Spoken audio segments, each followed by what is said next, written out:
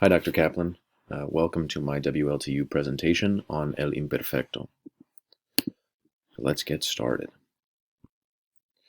So a quick overview of my unit is that it was 3 lessons covering El Imperfecto and using it to create cultural comparisons. So in lesson 1, it was an introduction in which we did a recap of the asynchronous flipped classroom lesson that my CT provided the students, in which they went over the form of El Imperfecto and a quick introduction on the context in which to use it. After that, we did an interpretive task in which I used an authentic text for students to fill out to see the imperfecto used in the correct cultural context, as well as had them fill out a comprehension guide, and then we did a brief practice conversation after that. In lesson 2, we did an IGA in which students were introduced again to El Imperfecto. We expanded a bit on when that tense is used, and then they completed an information gap activity to put that into practice. And then in lesson 3, I did a brief mini lecture on culture, and then students completed a presentational mode IPA in which they can sort of surmise all of their information that they had learned thus far and put it into use. So documenting student progress, the methods that I used, since we didn't use a formal pre-assessment, I based my students' knowledge on this particular criteria, which was the conversation with my mentor teacher about student progress, as well as just general information that I knew about if they had ever been exposed to this tense before or any of the themes that we were going to be talking about, which they hadn't. Then I used a presentational writing summative assessment, which was my IPA. I used the novice level presentational writing IPA rubric to grade that summative assessment. And then when setting the growth target goal, I used the IPA rubric compared with the ODE holistic rubric for presentational writing to sort of develop the criteria that I would grade them on. So this is an example. This is the criteria that I used to grade them. Students would remain in the novice low section of novice low 3 if they scored from a 60 to a 69%, novice mid 1 if they scored between 70 and 79%, novice mid 2 would be 80 to 91%, and then novice mid 3 would be 92 or above. So here are some examples of student work. On the left is the presentational writing IPA that I provided to students.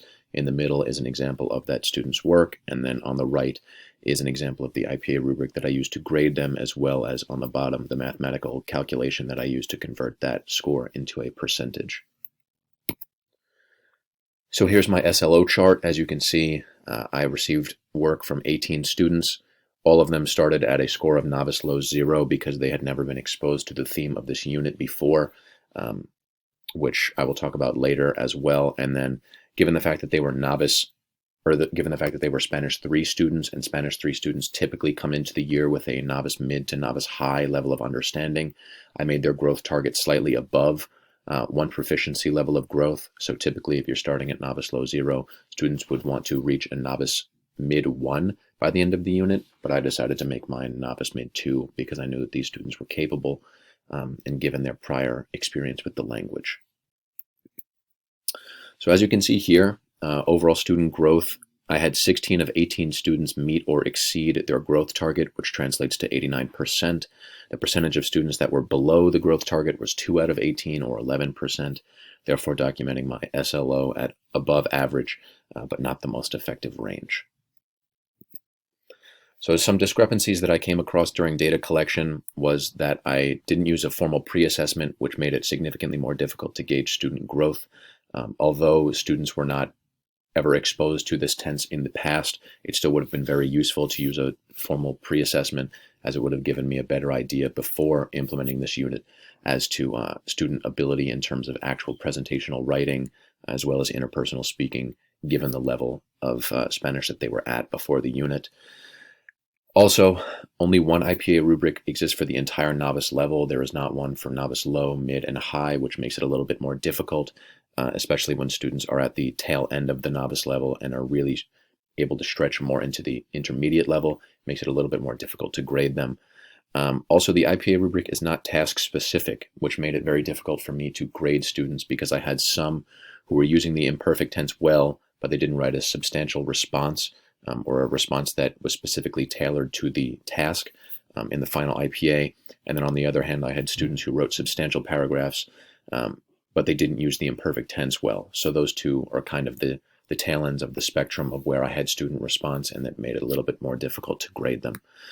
Additionally, as I stated earlier, Spanish 3 students are typically at the novice mid or high level when they begin the year, but I had to dock them at the novice low 0 mark because they had never been exposed to the content of this unit before, so that made their overall growth a little bit more difficult because I was evaluating the work that they had done, and then I had to sort of make that correspond to the novice low 0 level in terms of gauging their overall growth. My conclusions from the data, as stated earlier, 16 out of 18 students met or exceeded the growth target, which was very encouraging to me, especially given the nature of the context in which we were student teaching, with students coming in every other day, having to implement lessons more than once. It was a little bit difficult, but it was very encouraging to see that so many students did well. Some students wrote great paragraphs for the IPA, but struggled to use the imperfect tense, as I mentioned earlier, and some, on the other hand, used the imperfect tense well, but didn't write a great paragraph, which made it difficult for me to grade them. And then one outlier was student 18, who had a different experience with language because he'd come from a different school. And then that on top of the pandemic, he had lost a lot of experience in Spanish 1 and Spanish 2, which led to a discrepancy in his response, which made grading his assignment a little bit more difficult. He was definitely one of the outliers in my data. How did I use assessment to make decisions about teaching?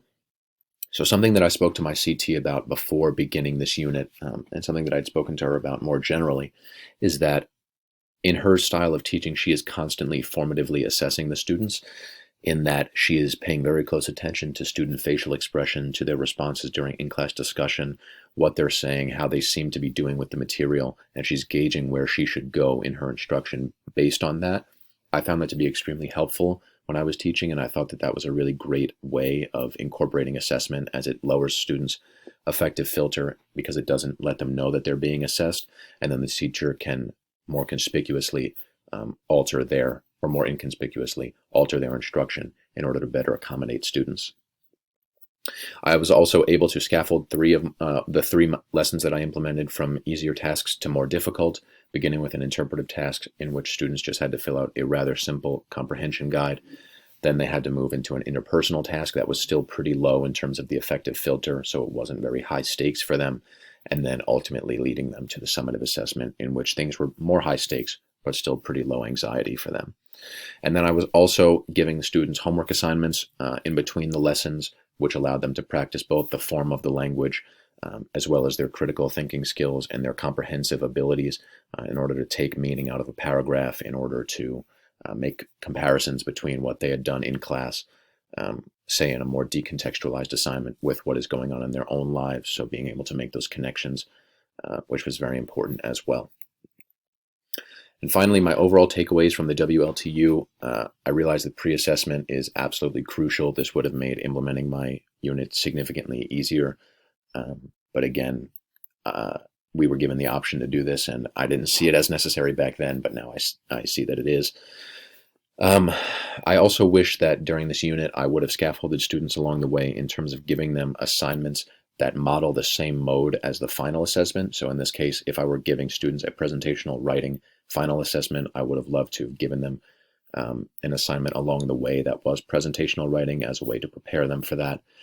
I would have also loved to be able to give more frequent and meaningful feedback. This is a practice that I am definitely working on incorporating in my practice, so that could be through meeting with students or giving them meaningful input on their rubrics upon returning their assignments to them, so that they can see exactly where they're struggling, where they're doing well, and what to do from that point. And then again, I would have loved to incorporate more backwards design. This is again something that I do and have struggled with incorporating, in terms of starting with the endpoint and then creating the assignments. So that is something that I would have loved to have done more, but that is again something that I will continue to do in my practice. That is it for my unit.